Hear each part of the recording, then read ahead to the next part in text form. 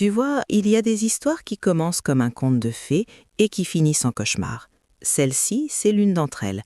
Elle parle d'un prince, Ikena, héritier du royaume d'Olagone. Mais ne t'imagine pas un prince en grand boubou vivant dans un palais ancestral poussiéreux. Non, non.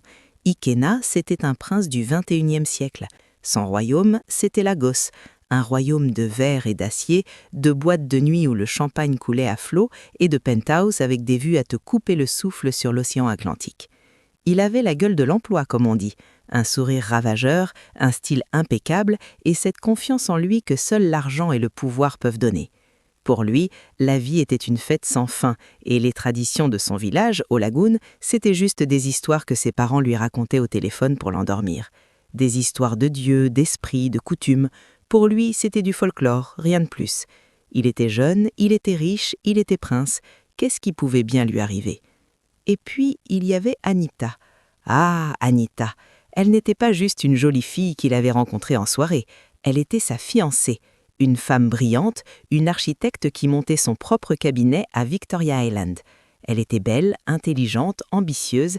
Elle était son ancre dans ce monde de paillettes, celle qui le comprenait, ou du moins celle qui essayait. Elle l'aimait, vraiment.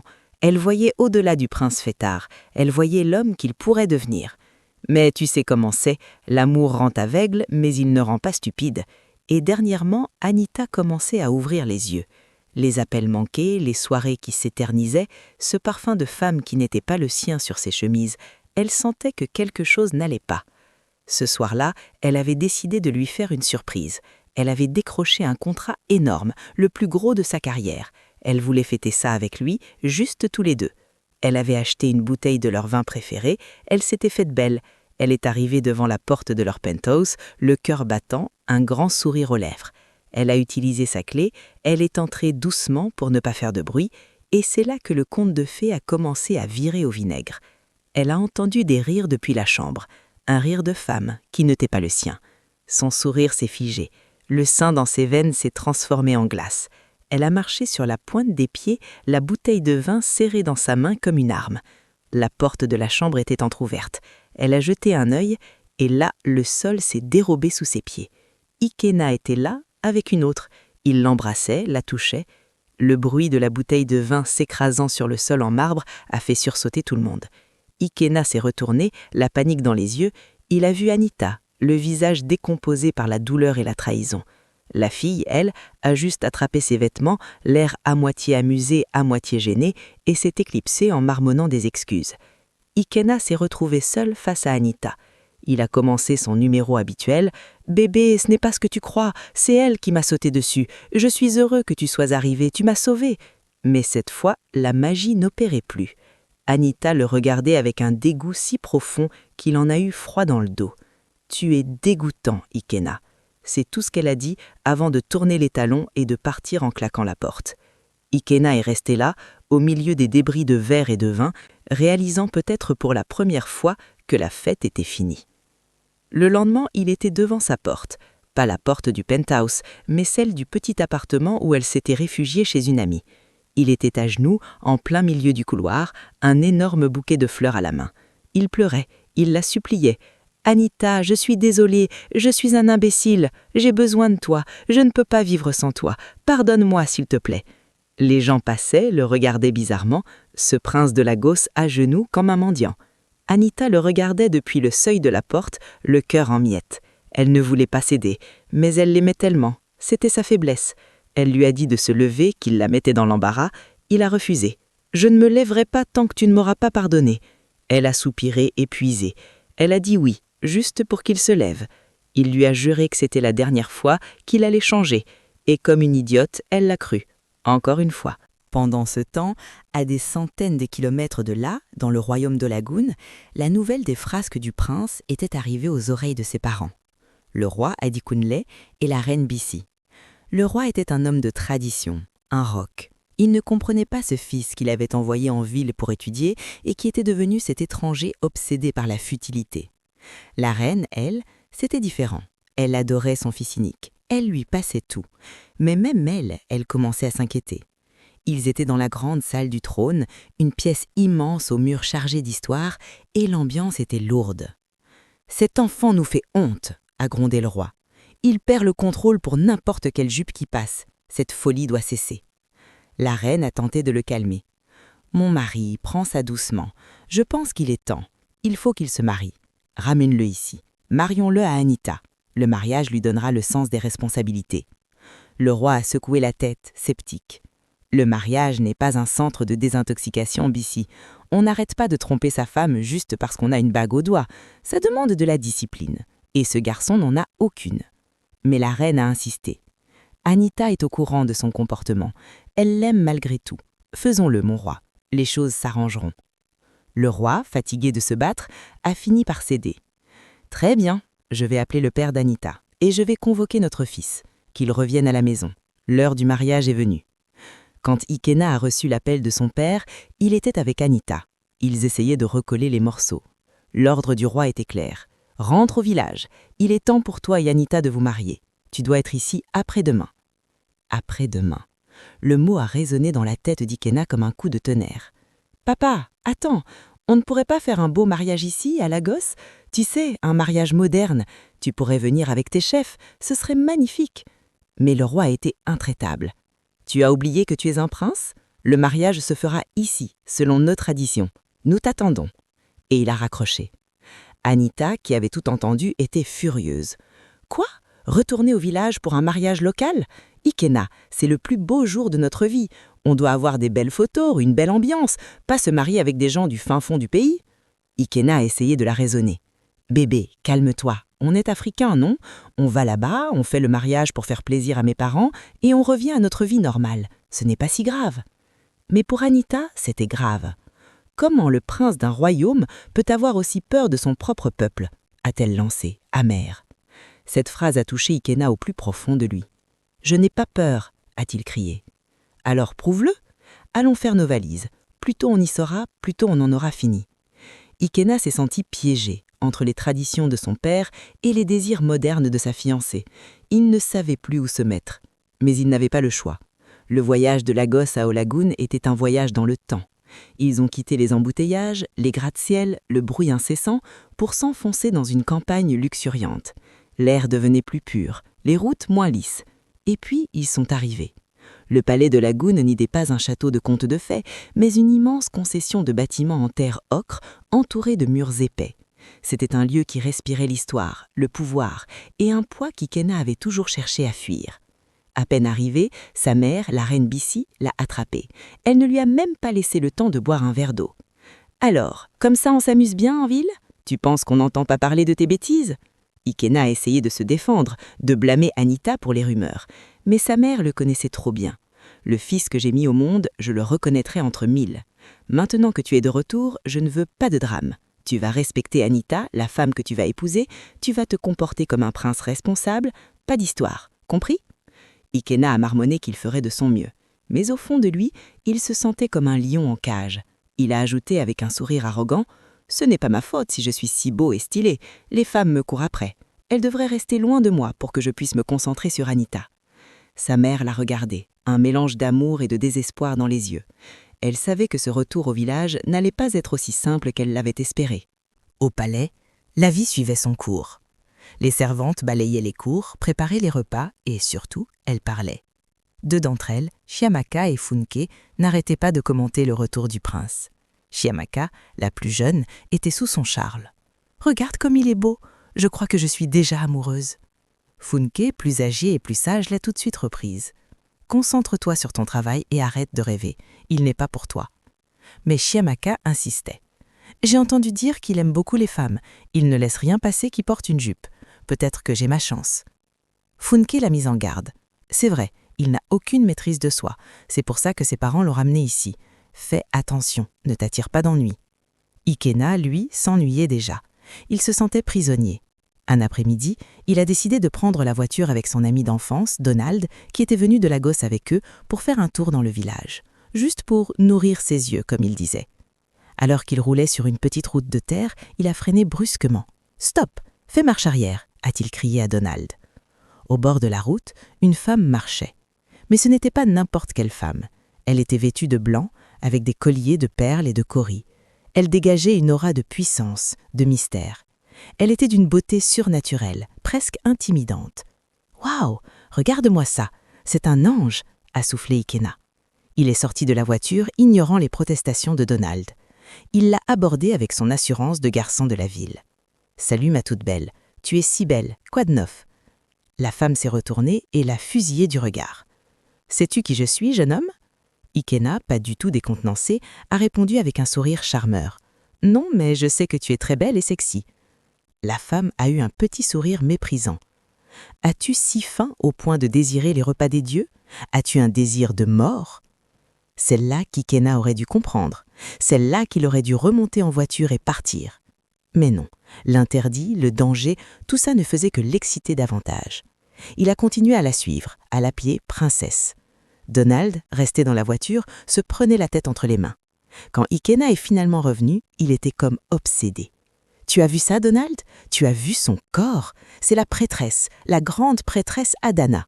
Imagine seulement, j'ai envie d'elle. » Donald était horrifié. « Ikéna, tu es devenu fou?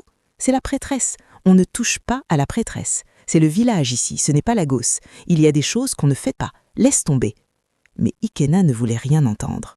Ce n'est pas un être humain? Elle n'a pas le droit de prendre du plaisir? Pour lui, c'était juste un nouveau défi, le plus excitant de tous. Les jours suivants, il n'a pas lâché l'affaire. Il est allé jusqu'à son sanctuaire, un lieu isolé à la lisière de la forêt, pour lui apporter des cadeaux. Adana, la prêtresse, l'a averti. « Prince de notre terre, tu t'engages sur un terrain dangereux. Va-t'en avant que je ne te transforme en tortille. » Ikéna a ri. « Même si tu le fais, tu pourrais au moins me laisser te goûter avant? Je veux une communion avec les dieux, et la seule façon, c'est à l'intérieur de toi. » Adana l'a regardé avec un mélange de colère et, peut-être, d'une pointe de curiosité.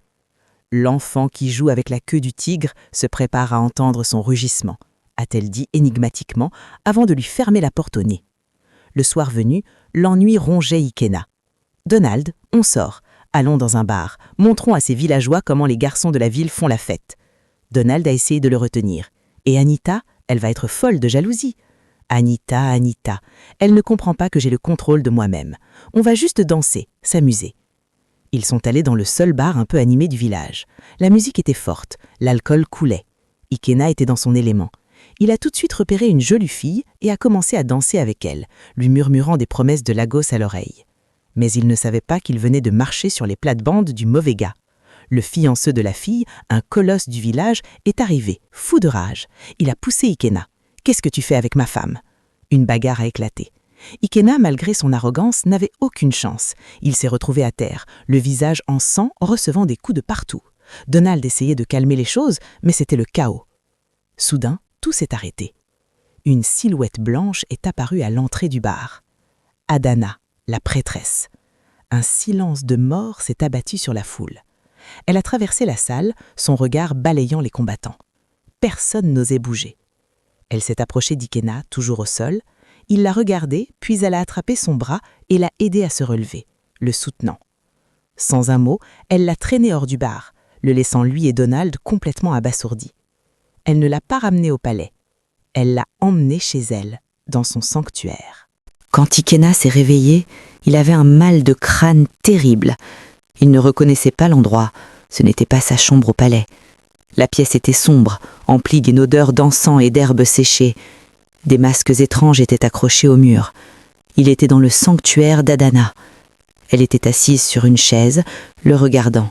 « Mon prince est enfin réveillé ?» a-t-elle demandé, sa voix douce mais pleine d'une ironie mordante. Ikéna s'est redressé d'un coup. « Qu'est-ce que je fais ici? Pourquoi tu m'as emmené ici ?»« Je t'ai sauvé la vie hier soir », a-t-elle répondu calmement. Puis elle a ajouté « Et nous l'avons fait. » Ikéna l'a regardé, incrédule. Des bribes de l'ânier lui revenaient. L'alcool, la douleur, ses mains à elle qui soignaient ses blessures, puis autre chose, une chaleur, un abandon. Il a paniqué. « Non, non, écoute, je ne sais pas ce qui s'est passé. J'étais ivre, c'était une erreur. On doit oublier ça, le dire à personne. » Adana a éclaté d'un rire qui lui a glacé le sang. « Une erreur ? Mais c'est ce que tu voulais depuis le début, n'est-ce pas? Tu as travaillé dur pour ça. Mais on est de deux mondes différents. Je suis un prince, je vais me marier.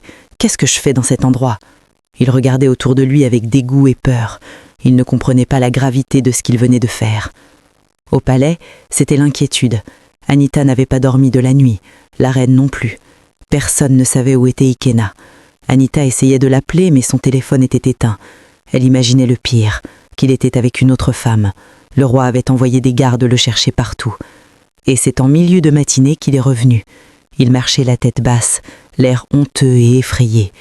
Anita s'est précipitée vers lui. « Où étais-tu? Où as-tu passé la nuit ?» Il a bafouillé des excuses. « J'étais ivre, je me suis endormi quelque part, je ne sais plus où. » Il n'a même pas eu le temps de finir sa phrase. Une voix s'est élevée dans la cour du palais, une voix claire et puissante. « Comment pouvez-vous chercher un homme qui n'est pas perdu ?» C'était Adana, la prêtresse. Elle venait d'entrer dans le palais, et tout le monde s'est figé. Les gardes, les serviteurs, tout le monde. Elle s'est avancée vers le roi et la reine, qui étaient sortis en entendant le tumulte.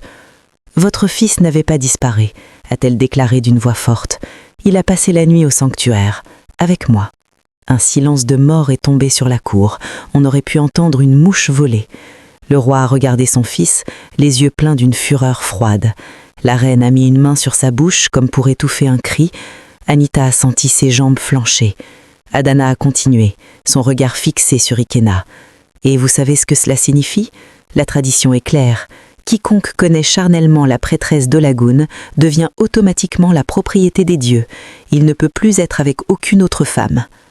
Le monde s'est écroulé. Le roi a hurlé, un cri de rage et de désespoir. « Ikena !» La reine s'est évanouie. C'était le chaos.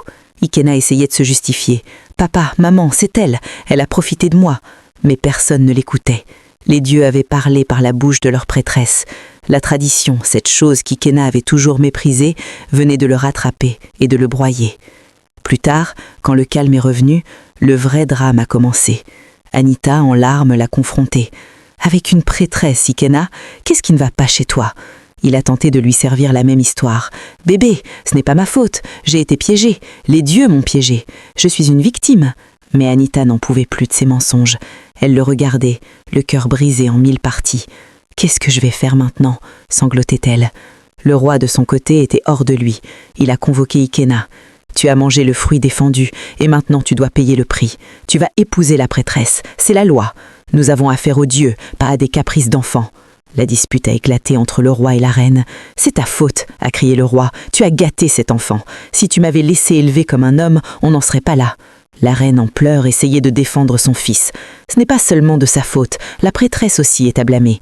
Mais le roi était implacable. « Toi et moi savons que ce garçon est un problème depuis toujours. Trouve une solution, Bissi, trouve une solution. » Ikena était perdu. Il avait tout gâché. Son avenir, son amour, sa liberté. Il était devenu la propriété des dieux. Et il n'y avait rien, absolument rien, qu'il puisse faire. Les jours qui ont suivi ont été un véritable enfer. Le palais était un tombeau. Chacun restait dans son coin, rongé par la colère, la honte et le désespoir. La reine Bissi, refusant d'accepter la défaite, a décidé de prendre les choses en main. Elle est allée elle-même au sanctuaire d'Adana. C'était un duel de reines, l'une reine des hommes, l'autre reine des esprits. « Je suis venue vous supplier de pardonner à mon fils », a commencé la reine Bissi avec une humilité forcée. Adana est restée de marbre. Une abomination a été commise. Le prince Ikena est désormais la propriété des dieux, et j'ai l'intention de le garder. La reine a tenté une autre approche, celle du pouvoir et de l'argent. « Dites-moi ce que vous voulez. De l'or, des terres, le palais vous donnera tout ce que vous demandez. Libérez juste mon fils. » Le visage d'Adana s'est durci. « Tu essaies de me corrompre pour que j'offense les dieux? Sors de mon sanctuaire avant que je ne m'assure que ta langue reste collée au plafond. » La reine est partie, humiliée, comprenant pour la première fois que son pouvoir royal s'arrêtait aux portes de ce sanctuaire. Ikena, de son côté, découvrait une nouvelle vie, celle d'un paria. Les servantes qui le dévoraient des yeux quelques jours plus tôt fuyaient maintenant sur son passage. Les gardes baissaient la tête, mal à l'aise. Les gens du village changeaient de trottoir en le voyant. La prêtresse avait fait passer le mot « Quiconque s'approche trop près du prince mourra ». Il était devenu un fantôme dans son propre royaume. Un soir, il a croisé Chiamaka, la jeune servante qui était si amoureuse de lui. Elle et ses amis parlaient de lui. C'est bien fait pour lui, disait l'une. Il ne peut pas garder sa troisième jambe au même endroit. Le voilà coincé avec la prêtresse pour le reste de sa vie. Ikéna a entendu. Chaque mot était comme un coup de poignard. Pour la première fois de sa vie, il était seul, vraiment seul, et cette solitude le forçait à réfléchir. Pendant ce temps, Anita était au plus mal. Son amie de Lagos l'avait rejointe pour la soutenir. « Comment peux-tu encore penser à cet homme ?» lui disait-elle. « Il t'a humilié, trahi, et maintenant il va épouser une prêtresse. Qu'est-ce que tu comptes faire ?» Anita ne savait pas. « Je l'aime » répétait-elle en pleurant. Mais l'amour ne suffisait plus, elle se sentait impuissante. Un jour, alors qu'elle marchait sans but dans le village, le cœur lourd, elle a vu un vieil homme, un mendiant, affamé, que tout le monde ignorait. Quelque chose en elle a réagi. Malgré sa propre douleur, elle s'est approchée de lui. Elle n'avait pas grand-chose, mais elle lui a donné le peu d'argent qu'elle avait sur elle et lui a acheté de quoi manger. Le vieil homme l'a regardée avec des yeux étonnamment clairs. « Merci, ma fille, que les dieux te bénissent et que tu n'aies jamais de raison de pleurer. » Anita a souri tristement et a continué son chemin. Mais quelques mètres plus loin, l'homme l'a rappelé. « Attends !» Il s'est approché d'elle. « Je sais ce que tu cherches. Tu veux récupérer ton homme, mais tu ne peux pas combattre la prêtresse sur son propre terrain. Tu dois chercher une autorité supérieure. Lui seul peut intervenir. » « Une autorité supérieure ?» a demandé Anita, intriguée. « Qui est-ce ?»« Si tu le cherches, tu le trouveras. » a répondu le vieil homme avant de disparaître dans la foule. Anita est restée là, perplexe. Elle est retournée voir son amie et lui a tout raconté.